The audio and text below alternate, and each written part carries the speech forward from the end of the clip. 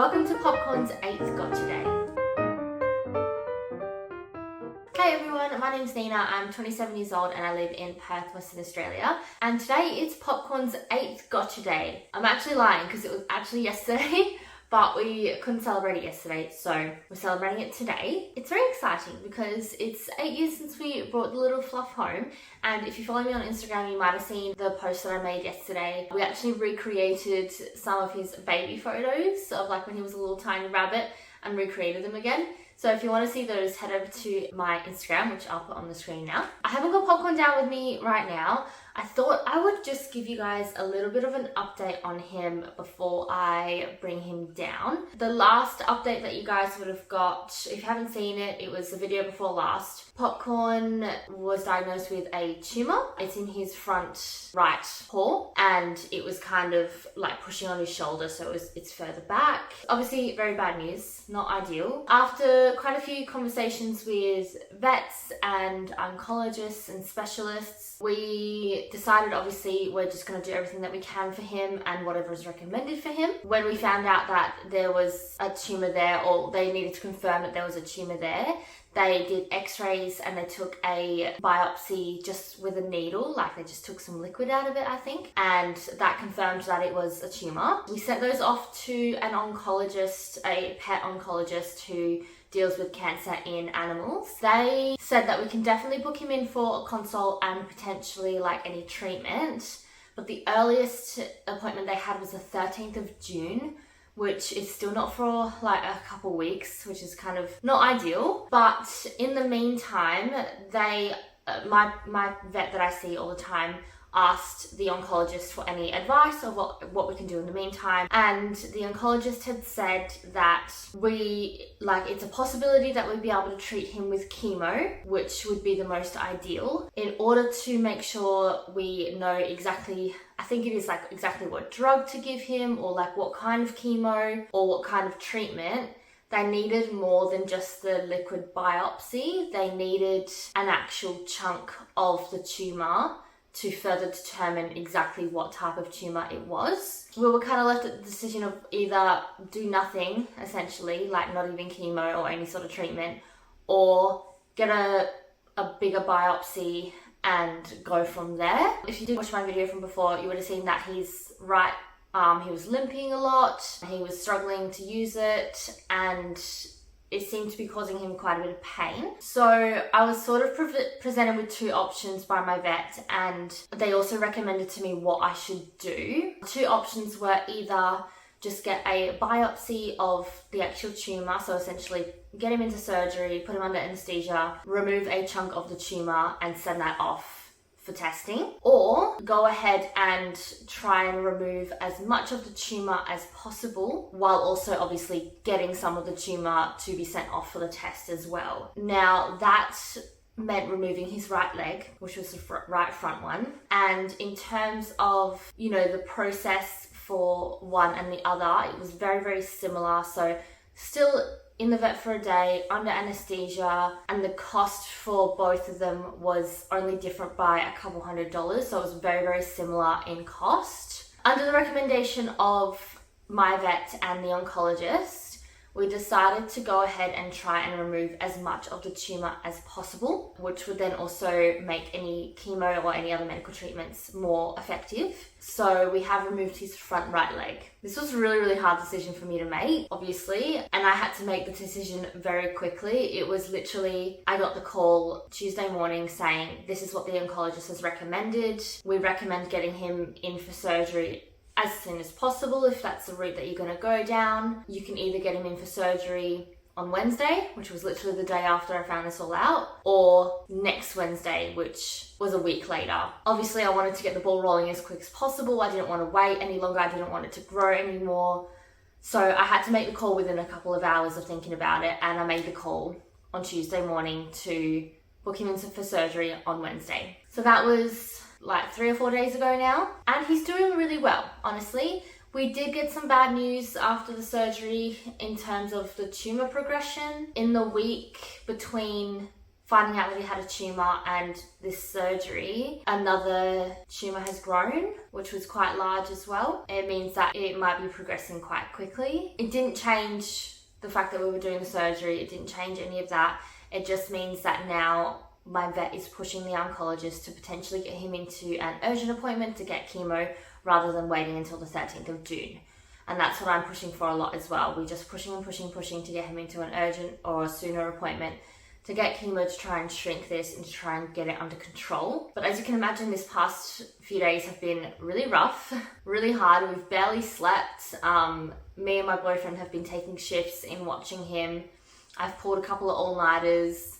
As you can tell from my face, my skincare routine took a hit and I wasn't doing it as often as I should have. And I've got, just ignore the pimples that I've got right now. It's not looking great. But since yesterday, he's actually bounced back almost to his normal self. He's been very naughty the last 24 hours, if I'm honest with you. His balance has gotten a lot better. He's walking a lot better. We took him in yesterday. So yesterday he was his gotcha day, and the reason that we didn't celebrate it yesterday was because we had to get him back to the vet for a recheck, and also because he had a fentanyl patch on.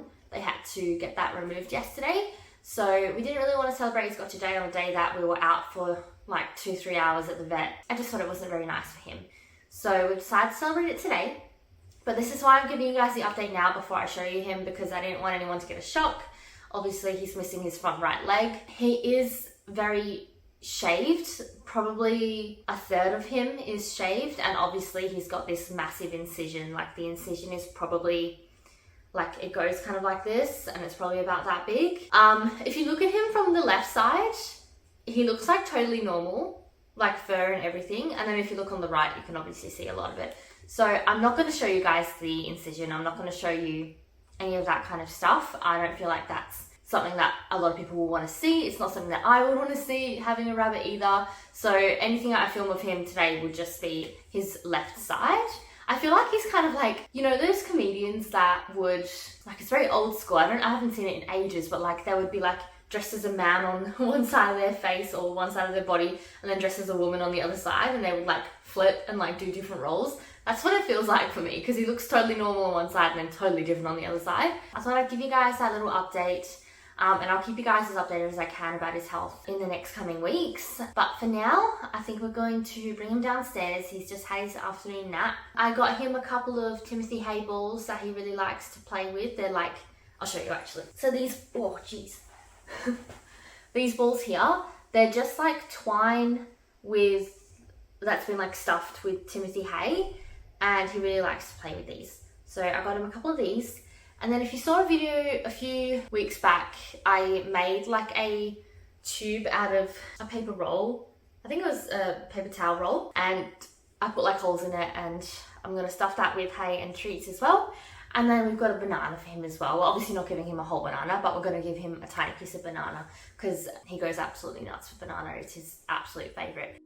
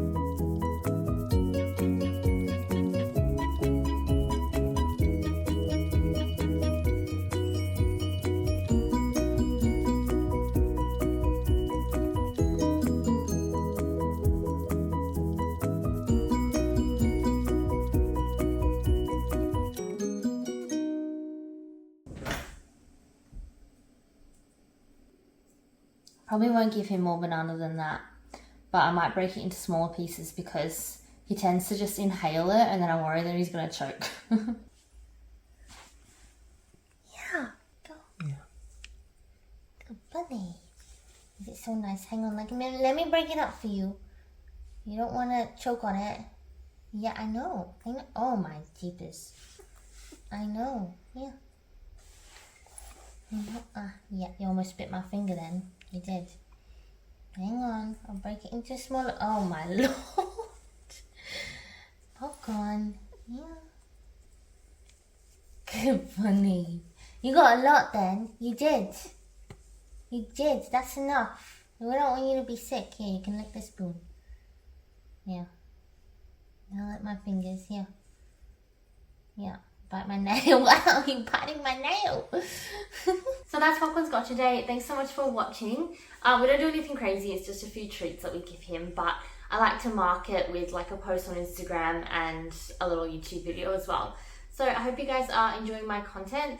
Like I said, I'll keep you guys as updated as I can about him and how he's doing. But thank you all for your support and thank you all for the love that you've been showing on my videos. I really, really appreciate it. And I will see you guys in the next one.